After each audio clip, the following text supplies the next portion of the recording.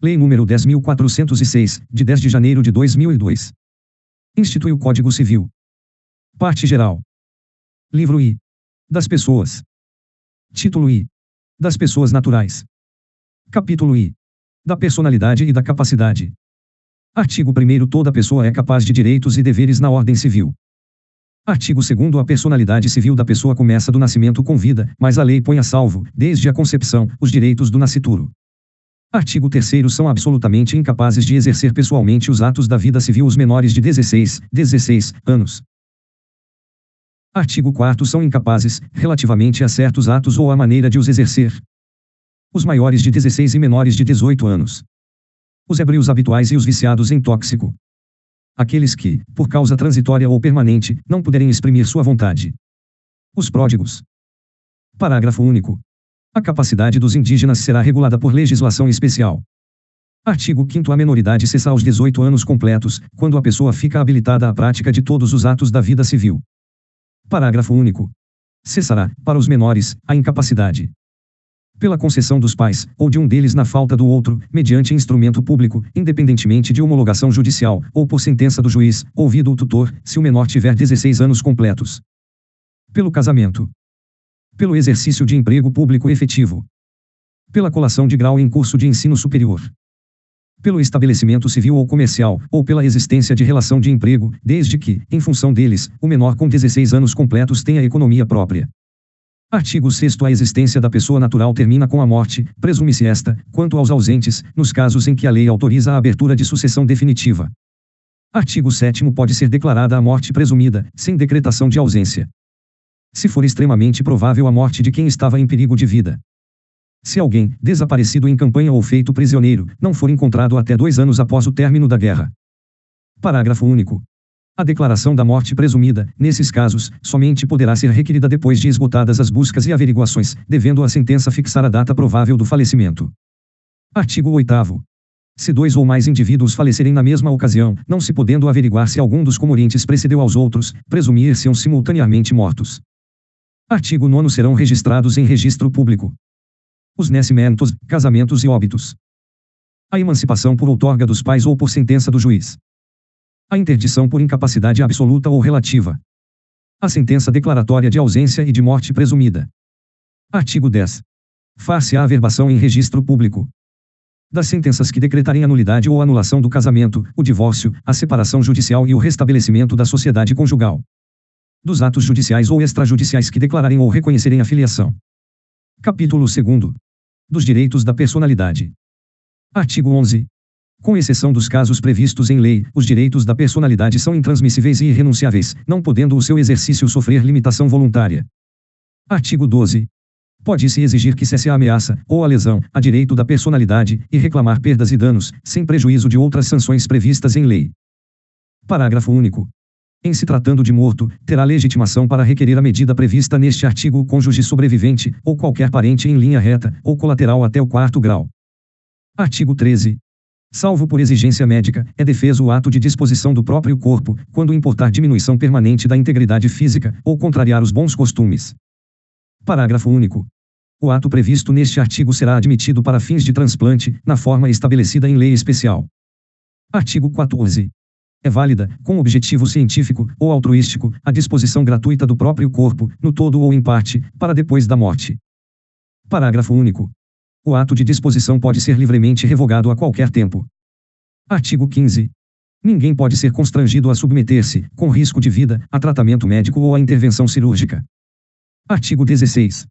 Toda pessoa tem direito ao nome, nele compreendidos o prenome e o sobrenome. Artigo 17. O nome da pessoa não pode ser empregado por outrem em publicações ou representações que a exponham ao desprezo público, ainda quando não haja intenção difamatória. Artigo 18. Sem autorização, não se pode usar o nome alheio em propaganda comercial. Artigo 19. O pseudônimo adotado para atividades lícitas goza da proteção que se dá ao nome. Artigo 20. Salvo se autorizadas, ou se necessárias à administração da justiça ou à manutenção da ordem pública, a divulgação de escritos, a transmissão da palavra, ou a publicação, a exposição ou a utilização da imagem de uma pessoa poderão ser proibidas, a seu requerimento e sem prejuízo da indenização que couber, se lhe atingirem a honra, a boa fama ou a respeitabilidade, ou se destinarem a fins comerciais. Parágrafo único. Em se tratando de morto ou de ausente, são partes legítimas para requerer essa proteção o cônjuge, os ascendentes ou os descendentes. Artigo 21. A vida privada da pessoa natural é inviolável, e o juiz, a requerimento do interessado, adotará as providências necessárias para impedir ou fazer cessar ato contrário a esta norma. Capítulo 3º. Da ausência. Seção I. Da curadoria dos bens do ausente. Artigo 22. Desaparecendo uma pessoa do seu domicílio sem dela haver notícia, se não houver deixado o representante ou procurador a quem caiba administrar-lhe os bens, o juiz, a requerimento de qualquer interessado ou do Ministério Público, declarará a ausência e nomear-lhe-á curador. Artigo 23. Também se declarará a ausência, e se nomeará curador, quando o ausente deixar mandatário que não queira ou não possa exercer ou continuar o mandato, ou se os seus poderes forem insuficientes. Artigo 24. O juiz, que nomear o curador, fixar-lhe-á os poderes e obrigações, conforme as circunstâncias, observando, no que for aplicável, o disposto a respeito dos tutores e curadores. Artigo 25. O cônjuge do ausente, sempre que não esteja separado judicialmente, ou de fato por mais de 2 anos antes da declaração da ausência, será o seu legítimo curador. Primeiro, em falta do cônjuge, a curadoria dos bens do ausente incumbe aos pais ou aos descendentes, nesta ordem, não havendo impedimento que os iniba de exercer o cargo. Segundo, entre os descendentes, os mais próximos precedem os mais remotos. Terceiro, na falta das pessoas mencionadas, compete ao juiz a escolha do curador. Seção 2ª. Da sucessão provisória. Artigo 26. Decorrido 1 ano da arrecadação dos bens do ausente, ou, se ele deixou representante ou procurador, em se passando 3 anos, poderão os interessados requerer que se declare a ausência e se abra provisoriamente a sucessão. Artigo 27. Para o efeito previsto no artigo anterior, somente se consideram interessados o cônjuge não separado judicialmente, os herdeiros presumidos, legítimos ou testamentários, os que tiverem sobre os bens do ausente direito dependente de sua morte, os credores de obrigações vencidas e não pagas. Artigo 28. A sentença que determinar a abertura da sucessão provisória só produzirá efeito 180 dias depois de publicada pela imprensa, mas, logo que passe em julgado, proceder-se-á à abertura do testamento, se houver, e ao inventário e partilha dos bens, como se o ausente fosse falecido. Primeiro, findo o prazo a que se refere o artigo 26, e não havendo interessados na sucessão provisória, cumpre ao Ministério Público requerê-la ao juízo competente. Segundo, não comparecendo herdeiro ou interessado para requerer o inventário até 30 dias depois de passar em julgado a sentença que mandar abrir a sucessão provisória, proceder-se-á à arrecadação dos bens do ausente pela forma estabelecida nos arts. 1819 a 1823. Artigo 29. Antes da partilha, o juiz, quando julgar conveniente, ordenará a conversão dos bens móveis, sujeitos a deterioração ou a extravio, em imóveis ou em títulos garantidos pela União. Artigo 30. Os herdeiros, para se emitirem na posse dos bens do ausente, darão garantias da restituição deles, mediante penhores ou hipotecas equivalentes aos quinhões respectivos. Primeiro, aquele que tiver direito à posse provisória, mas não puder prestar a garantia exigida neste artigo, será excluído, mantendo-se os bens que lhe deviam caber sob a administração do curador, ou de outro herdeiro designado pelo juiz, e que preste essa garantia. Segundo, os ascendentes, os descendentes e o cônjuge, uma vez provada a sua qualidade de herdeiros, poderão, independentemente de garantia, entrar na posse dos bens do ausente. Artigo 31. Os imóveis do ausente só se poderão alienar, não sendo por desapropriação, ou hipotecar, quando o ordene o juiz, para lhes evitar a ruína. Artigo 32. Empossados nos bens, os sucessores provisórios ficarão representando ativa e passivamente o ausente, de modo que contra eles correrão as ações pendentes e as que de futuro a que lhe forem movidas. Artigo 33.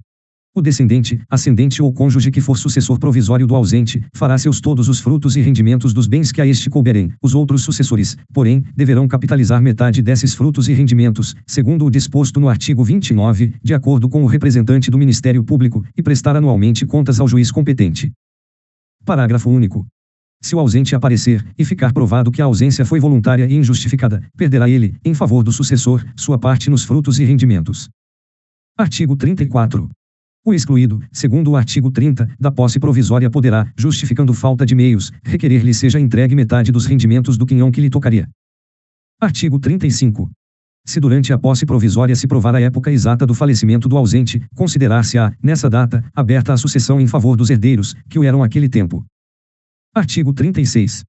Se o ausente aparecer, ou se lhe provar a existência, depois de estabelecida a posse provisória, cessarão para logo as vantagens dos sucessores nela emitidos, ficando, todavia, obrigados a tomar as medidas assecuratórias precisas, até a entrega dos bens a seu dono. Seção 3ª. Da sucessão definitiva. Artigo 37. 10 anos depois de passada em julgado a sentença que concede a abertura da sucessão provisória, poderão os interessados requerer a sucessão definitiva e o levantamento das cauções prestadas. Artigo 38. Pode-se requerer a sucessão definitiva, também, provando-se que o ausente conta 80 anos de idade, e que de 5 datam as últimas notícias dele.